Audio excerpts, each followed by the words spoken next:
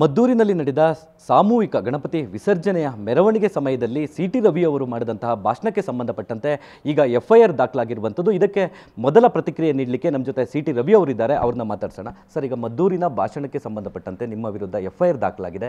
ಇದರ ಸಂಬಂಧಪಟ್ಟಂತೆ ಮೊದಲ ರಿಯಾಕ್ಷನ್ ಸರ್? ಒಂದು ಎಫ್ಐಆರ್ ನನಗೆ ಹೊಸತೇನಲ್ಲ. ನನ್ನ 14ನೇ ವಯಸ್ಸಿದ್ದಾಗಲೇ ಮೊದಲ ಎಫ್ಐಆರ್ನ ನಾನು ಹಾಕಿಸ್ಕೊಂಡಿದ್ದೆ. ಆವಾಗಿನ್ನೂ ನಾನು ಮೈನರು, ಹಾಗಾಗಿ ಕೇಸು ಎಫ್ಐಆರ್ ಹೊಸತೇನಲ್ಲ. ಹಾಗಂತ ಸತ್ಯ ಹೇಳೋದನ್ನು ಬಿಡಲಿಕ್ಕೂ ಸಾಧ್ಯ ಇಲ್ಲ.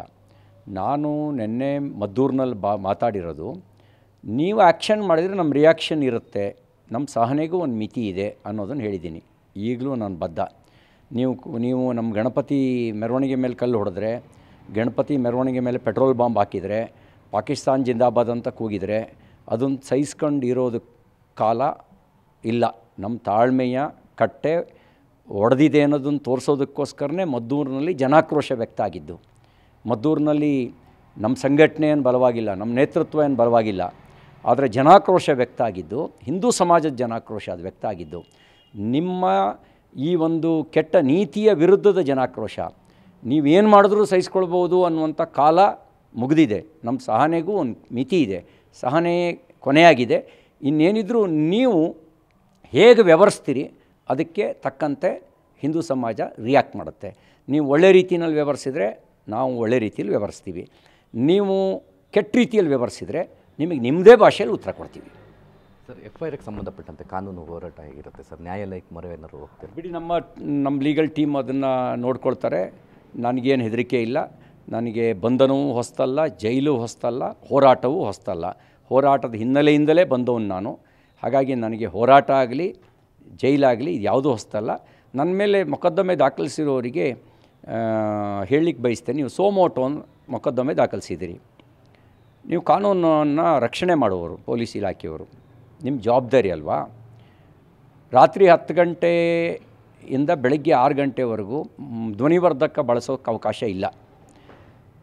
ನಾನು ಮದ್ದೂರಿನಿಂದಲೇ ಪ್ರಾರಂಭ ಆಗಲಿ, 5 ಗಂಟೆಗೆ 4 ಗಂಟೆಗೆ ಧ್ವನಿವರ್ಧಕ ಬಳಸಿ ಯಾರಾದರೂ ಅರ್ಚಿದರೆ ಅವ್ರ ಮೇಲೆ ಸೋಮೋಟೋ ಎಫ್ಐಆರ್ ಹಾಕಿ ನಾವು ನಿಷ್ಪಕ್ಷಪಾತವಾಗಿದ್ದೀವಿ ಅಂತ ತೋರಿಸಿ, ನಾವು ನ್ಯಾಯಾಂಗದ ಆದೇಶವನ್ನು ಪಾಲಿಸ್ತೀವಿ ಅಂತ ತೋರಿಸಿ.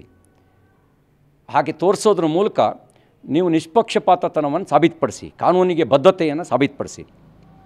ಎರಡನೇದು, ನೀವು ಪ್ರೊವೊಕೇಷನ್ ಬಗ್ಗೆ ನನಗೆ ಹೇಳಿದ್ದೀರಿ.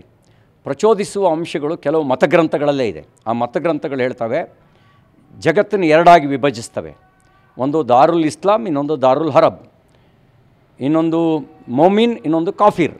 ನಂಬುವವನು ಮೊಮಿನ್, ನಂಬದೇ ಇರುವವನು ಕಾಫಿರ್.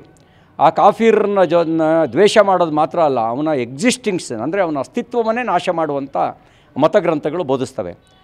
You have to take action against them. ಆ ಮತಗ್ರಂಥವನ್ನು ಬೋಧಿಸುವವ್ರ ವಿರುದ್ಧ ಕ್ರಮ ತಗೊಳ್ತೀರಾ? ತಾಕತ್ತಿದೆ ನಿಮಗೆ? ಸತ್ಯದ ಅನಾವರಣ ಮಾಡೋದಕ್ಕೋಸ್ಕರ ನಾನು ಮಾತಾಡಿದ್ದೀನಿ.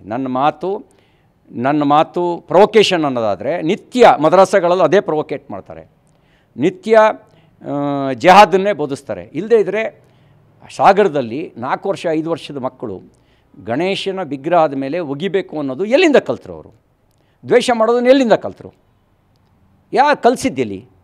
ಅದು ದ್ವೇಷ, ಅದು ಮತೀಯ ದ್ವೇಷ. ಇನ್ನೊಂದು ಪಾಕಿಸ್ತಾನ್ ಜಿಂದಾಬಾದ್ ಅಂತ ಕೂಗಿದ್ದು ಅದು ರಾಷ್ಟ್ರದ್ರೋಹ, ಅದು ರಾಷ್ಟ್ರದ್ರೋಹ. ಅಲ್ಲಿ ಎಫ್ಐಆರ್ ಹಾಕೋದಕ್ಕೆ ಮೀನಾಮೇಷ ಮಾಡ್ತೀರಿ, FSL ರಿಪೋರ್ಟ್ ಬರಲಿ ಅಂತ ಹೇಳ್ತೀರಿ. ಸಿ.ಟಿ. ರವಿ, ನೀವು ಆ್ಯಕ್ಷನ್ ಮಾಡಿದ್ರೆ ರಿಯಾಕ್ಷನ್ ಸಮಾಜ ಕೊಡುತ್ತೆ ಅಂತ ಹೇಳಿದ್ದನ್ನು ಎಫ್ಐಆರ್ ಹಾಕ್ತೀರಾ? ನನಗೇನು ಹೆದರಿಕೆ ಇಲ್ಲ. ಹಿಂದೂ ಸಮಾಜದ ಸಲುವಾಗಿಯೇ ರಾಜಕಾರಣಕ್ಕೆ ಬಂದಿದ್ದೇನೆ, ರಾಷ್ಟ್ರದ ಸಲುವಾಗಿಯೇ ರಾಜಕಾರಣಕ್ಕೆ ಬಂದಿದ್ದೇನೆ. ನೀವು 100 ಎಫ್ಐಆರ್ ಹಾಕಿರೂ ಎದುರಿಸ್ತೇವೆ.